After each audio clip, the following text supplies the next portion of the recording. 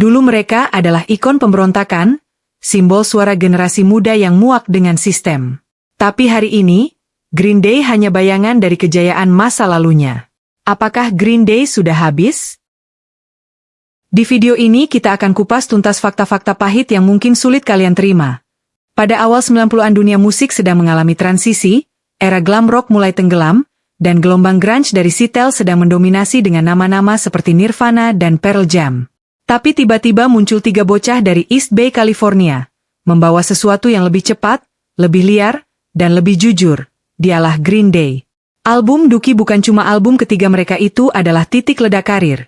Dirilis pada Februari 1994 oleh Reprise Records, bukan hanya sukses secara komersial, tapi juga mengubah lanskap musik arus utama. Dengan lagu-lagu seperti Basket Case, When I Come Around, dan Longview, Green Day berhasil menyisipkan punk ke dalam radio-radio pop yang biasanya menolak suara-suara bising. Tapi Dookie bukan hanya tentang musik cepat dan bass kencang. Itu adalah suara dari generasi yang lelah dengan kepalsuan, kejenuhan, dan kecemasan eksistensial. Billy Joe Armstrong tidak menyanyikan mimpi Amerika. Dia menyanyikan kekosongan di tengah impian itu sendiri. Dookie direkam hanya dalam 3 minggu. Tak ada budget mewah serta tak ada gimmick produksi.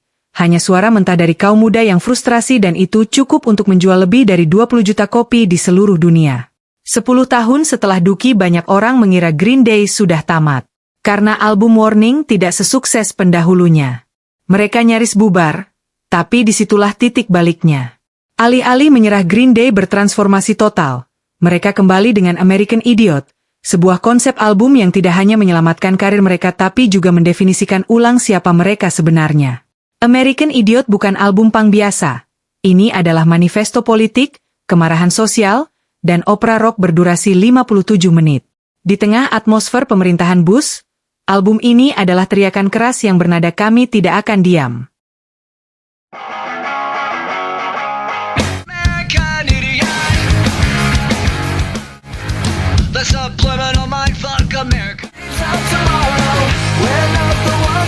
Lagu-lagu seperti Holiday, Boulevard of Broken Dreams, dan Jesus of Suburbia bukan hanya lagu, tapi narasi kompleks tentang perasaan terasing, kebencian terhadap media, dan pemberontakan dalam sunyi. Band ini memperluas batas punk, membawanya ke panggung Broadway tanpa kehilangan sikap. Green Day adalah jembatan antara punk 70-an dan generasi milenial. Mereka menyerap Raw, Sex Pistols dan The Clash, tapi mengemasnya untuk MTV. Mereka tak pernah sepenuhnya diterima oleh komunitas punk. Tapi justru karena itu mereka menjadi suara mayoritas yang diam, anak-anak pinggiran yang tidak tahu harus marah pada siapa. Eyeliner hitam, rambut hijau, dasi sekolah menjadi identitas bagi generasi yang merasa tak punya tempat. Mereka bukan punk karena mereka underground, mereka punk karena mereka berani teriak di tengah keramaian. Green Day mengubah wajah punk dari klub bawah tanah menjadi stadion global dan tetap menyimpan ciri khas pemberontakannya. Memang sejak awal Green Day menolak tunduk. Dalam lirik mereka, kita tidak pernah mendengar ajakan untuk mengikuti impian.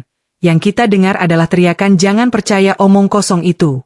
Saat banyak band mulai bermain aman, Green Day malah tampil di penghargaan musik sambil meneriakan "No War", atau menyindir politikus secara langsung. Mereka bukan hanya musisi, tapi agitator dalam bentuk modern. American Idiot adalah bentuk nyata dari punk, bukan hanya musik tapi sikap hidup. Green Day bukan hanya pernah berjaya, mereka mengukir sejarah.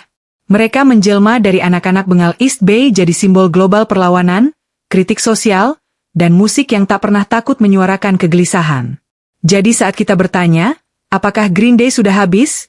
Ingat dulu bahwa mereka pernah jadi api yang membakar konformitas, api yang menyalakan semangat ribuan jiwa yang merasa terasing. Mereka pernah mengguncang dunia musik dengan Basket Case, Holiday, dan Wake Me Up When September Ends. Tapi sekarang, rasanya energi itu hilang. I am one of those. Sometimes my mind plays tricks on me. So I better hold. Setelah memuncak lewat American Idiot dan 21 Century Breakdown, Green Day seolah berada di titik tertinggi karir mereka. 2 album konsep, 2 cerita besar, 2 kali sukses global. Tapi di balik semua itu, ada satu pertanyaan yang mulai muncul. Kemana mereka akan pergi selanjutnya? Sayangnya arah yang mereka pilih malah membawa mereka menuju jurang kehilangan identitas. Tahun 2012, Green Day merilis bukan 1, bukan 2, tapi 3 album dalam 1 tahun, Uno, Dos, dan Tre. Ambisius iya, tapi berhasil? Tidak. Alih-alih terdengar seperti eksplorasi kreatif, trilogi ini justru terdengar seperti kompilasi yang dipaksa jadi album.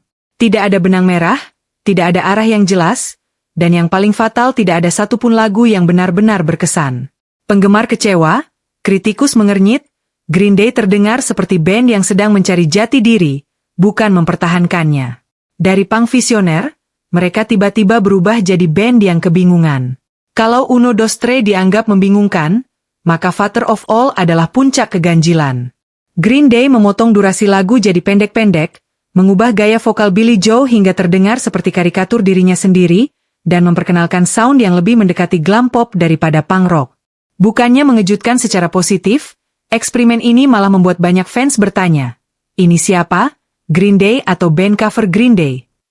Album ini terdengar seperti band lain yang mencoba meniru Green Day, bukan Green Day itu sendiri. Father of All tidak memiliki kedalaman emosional, tidak punya narasi kuat, dan sama sekali tidak menyentuh inti dari siapa mereka sebenarnya. Mari coba realistis. Setelah 21 Guns, adakah lagu Green Day yang benar-benar meledak secara global? Lagu yang menjadi anthem generasi baru yang dinyanyikan jutaan orang di seluruh dunia? Jawabannya tidak ada. Lagu-lagu seperti Still Breathing, atau Oh Yeah memang cukup populer di kalangan fans, tapi tidak satu pun punya kekuatan viral atau legacy seperti Boulevard of Broken Dreams atau Holiday. Hari itu Green Day tidak sedang berkembang, mereka sedang tertinggal. Inilah poin yang paling menyakitkan, Green Day tampak seperti band yang mencoba terlalu keras untuk tetap relevan. Mereka mengejar gaya retro, format pop pendek, sampai ikut-ikutan gaya rekaman analog vintage. Tapi dalam usaha itu, mereka justru meninggalkan taring mereka. Dulu, Green Day berdiri melawan arus. Sekarang mereka justru berenang mengikuti arus dengan harapan tidak tenggelam. Dan hasilnya album-album yang terdengar seperti parodi, lagu yang tidak punya jiwa. Green Day kehilangan identitas yang dulu membuat mereka ditakuti, dicintai dan dihormati. Green Day memang masih ada. Mereka masih berkarya, tapi berkarya bukan berarti berkembang. Yang kita lihat hari ini bukanlah Green Day yang membakar sistem, tapi Green Day yang tersesat dalam industri yang terus berubah. Mereka bukan lagi pelopor, mereka hanyalah peserta. Dan itu adalah fakta pahit yang entah kalian fans lama atau baru, mau tidak mau harus kalian terima.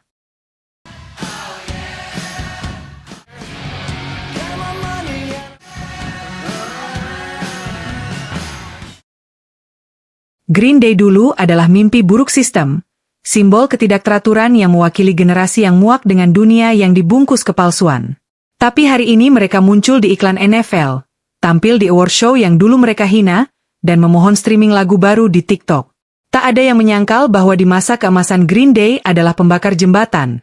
Mereka tidak peduli apakah dunia suka atau tidak, yang penting mereka jujur pada keresahan sendiri. Don't wanna be an American idiot. Kalimat ini adalah tamparan keras terhadap budaya konsumerisme dan media yang membodohi publik.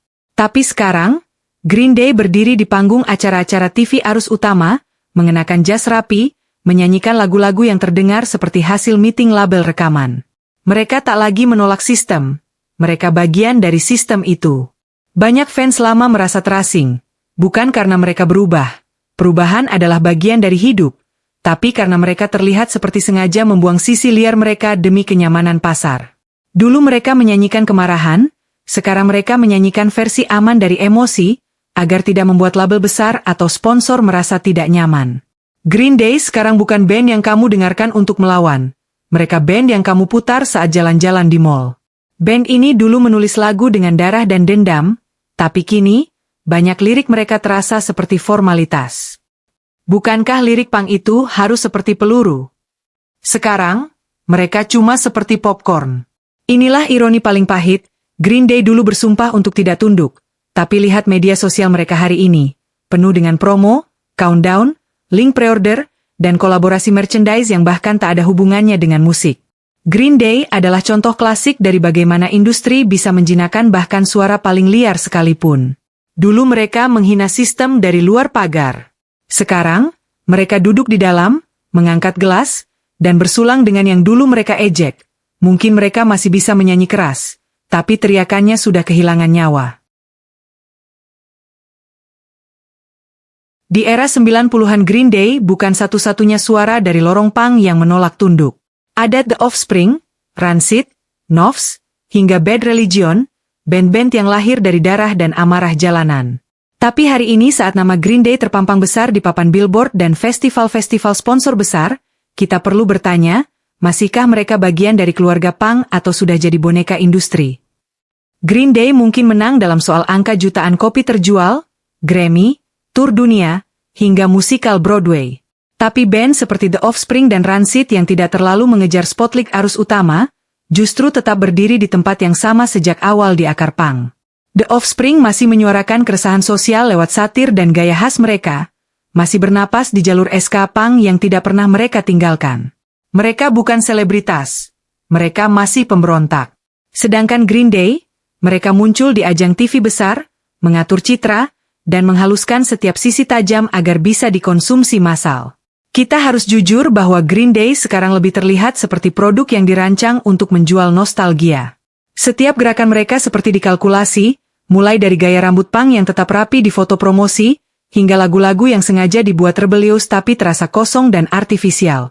Mereka tidak lagi hidup dalam semangat punk, mereka menjual semangat punk. Dan ironisnya semakin mereka mencoba tampil punk, semakin jelas bahwa itu hanya pencitraan. Karena fans lama bisa mencium kepalsuan dari jauh.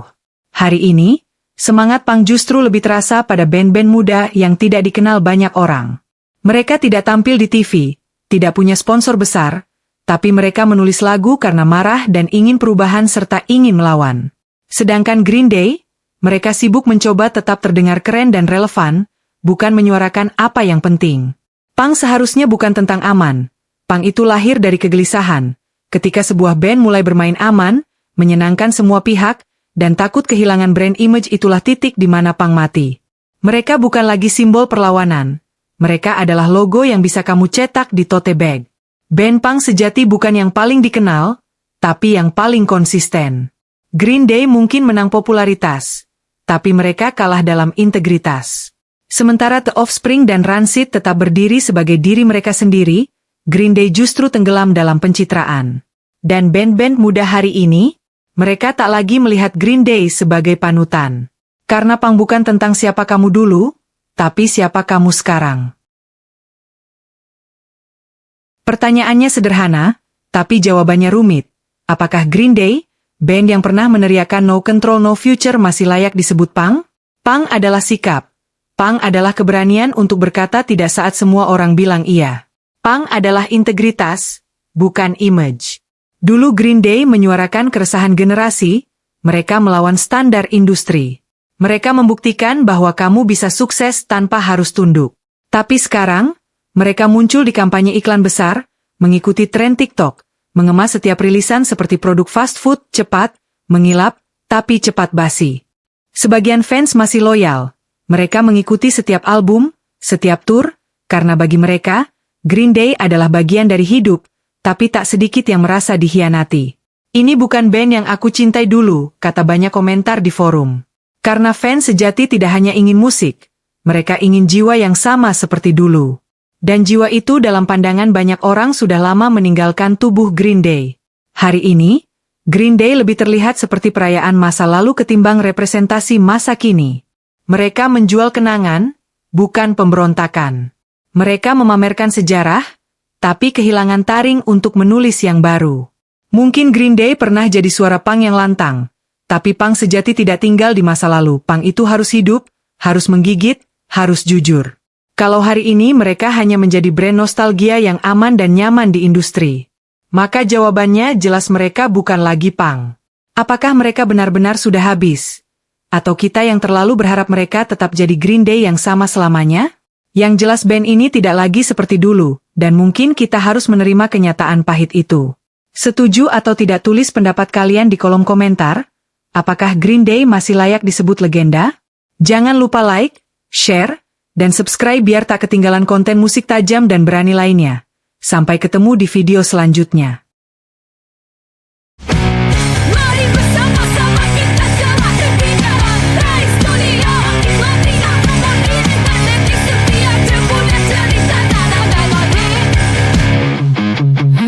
bermain bersama-sama kita jelajah darai studio.